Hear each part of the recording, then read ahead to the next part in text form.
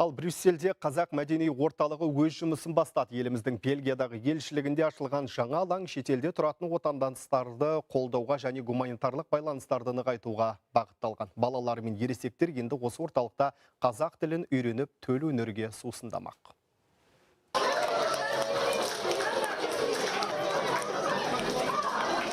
Қарт құрлықта қазақ екен мақтан тұтып жүрген кішкентай бүлдіршіндер мен ересектердің бүгін қуанышында шек жоқ. Бәрі көптен бергі армандарына қанат біткеніне разы. Елшілік жанынан ашылған қазақ мәдени орталығында енді олар өз тілін, тарихын, салт дәстүр, әдет ғұрпын терең меңгермек. Біздің осы ашқан мақсатымыз өткені біз өз тілімізді балаларға таныстыру және Бельгиядағы достарымызға біз қазақ байлығымызды көрсету. Және мен осы орталықтың ішінде өзім қазақша сөйлесу клубын жүргіземін және қазақша кітап клубын жүргіземін. Өткені маған маңызды біздің балаларымыз қазақ тілін ұмытпау. Мен қазақ мәдени орталығының ашылғанына қатты қуанып тұрмын. Ұзақ күтіп едім. Анам қазақ болған соң қазақтың салт дәстүрін ұмытпай домбыра үйренгім келеді. Домбыраның үнін естісем ғажап күйге бөленем.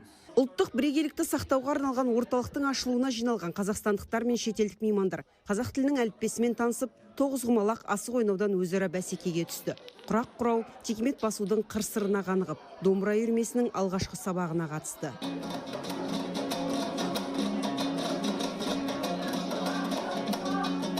Салим досым, менің атым Люкас.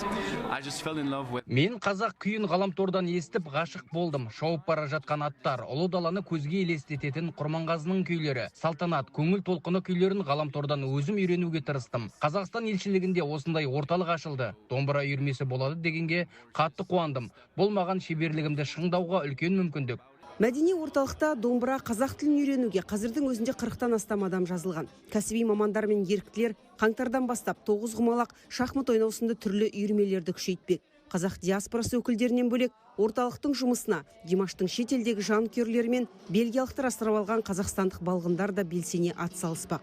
Жұрттық болған 400-ден астам қара көзіміз шыққан тегін, тілін, тарихын танып, Қазақстан мен Бельгия арасындағы достықты нығайтуға құштар.